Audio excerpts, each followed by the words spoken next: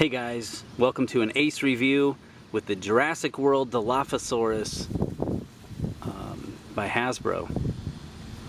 With growling action. Here he is in the box.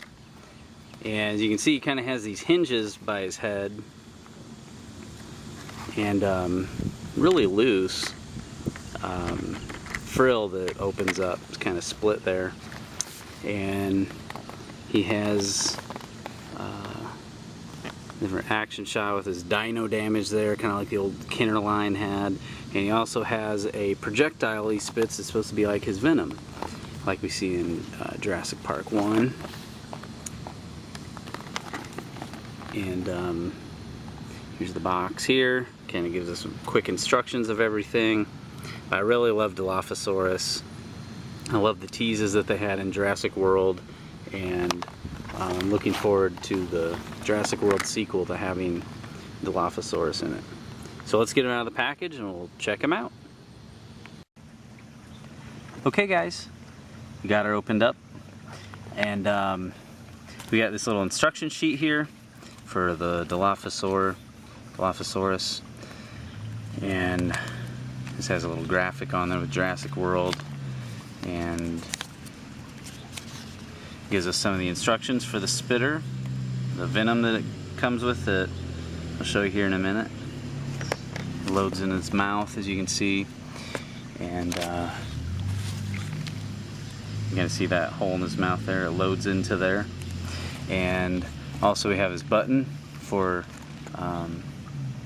his growling action, which also lights up this wound here for his dino damage. This is something that the Kinnerline kind of brought into the whole game when Jurassic Park and Lost World came out.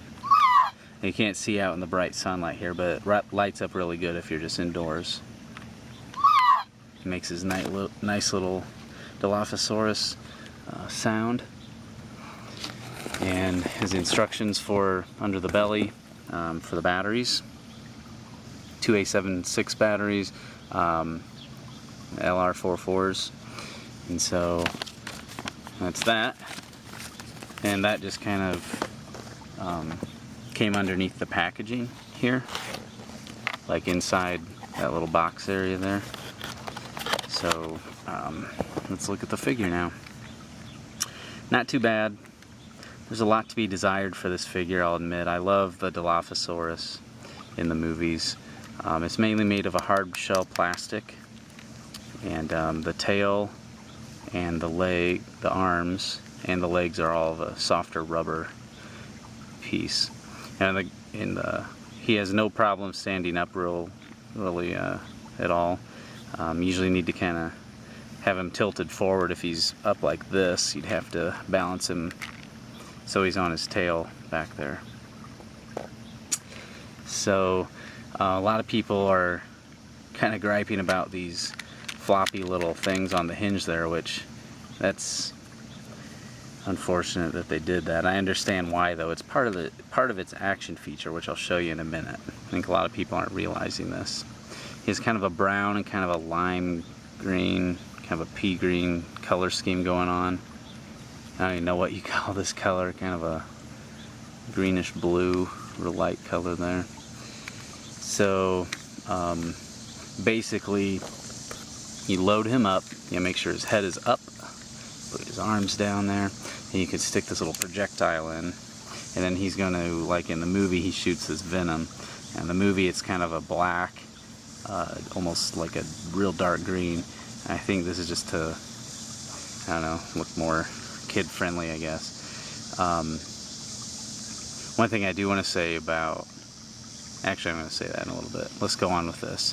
So he kind of shoots out, and shoots out the venom here by pulling down his tail.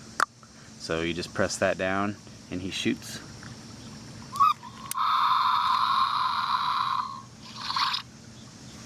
So, and you can see it's right over there in the grass, right out there, and yeah, it shoots pretty decent. And he makes that sound like kind of when he's in the Jeep with Nedry in Jurassic Park. that really ferocious sound before you hear the spit, the venom spit out at the end. So with these floppy frills on his head, basically I figured out when you're doing this that it makes them so that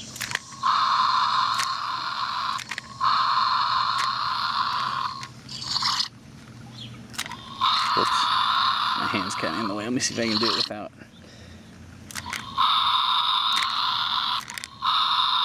So it's kind of like that. It's supposed to look like his frills are coming out. So that's kind of cool.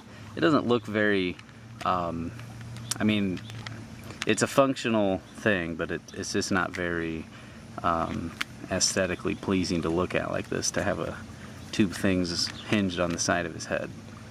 So, actually, I don't know if you noticed, but I had a little Kenner Dilophosaurus peeking out over there. Now this is my favorite Dilophosaurus toy here. This came out in '93 by my favorite toy company ever, Kenner. And I have the batteries out, but he makes a sound when he presses claw. Anyway, I'm going to do a review on this. You can check this out later, guys. But the frill, it was just a removable rubber piece. So that, to me, is ideal. Just to have it so you can have it on or off. This is something cool to have, especially for me collecting Dilophosaurus dinosaurs. And my boys, they have a good many of them too. But this is something different, so we like it. You know, it is cool to have the different sounds. And that it has this little action feature, you know, too. And spits his venom out, so it has a lot to be desired, I'm going to say that. I feel like this is really just targeted more towards kids. And I feel like the Kenner ones, I still feel like people still collect these. And I feel like these have not only a kid target audience, but also a collector target audience. And they're very collectible in that sense. But I feel like the Hasbro ones right now, they really need to step up their game. This looks like a Happy Meal toy or something with the screws. I've seen worse. This only has 3 screws in it. But I mean, that's just really ridiculous. Really, these dinosaurs in the Hasbro Jurassic World line only have one side to show for display if you're going to have them unboxed. So anyway, that's my review of the Hasbro Jurassic World Dilophosaurus. So I hope you guys enjoyed. I would recommend him if you want a variety in your collection, or if you're just trying to complete the collection for the Jurassic World. I'm still hoping that they'll have a better line coming up here, something more collectible.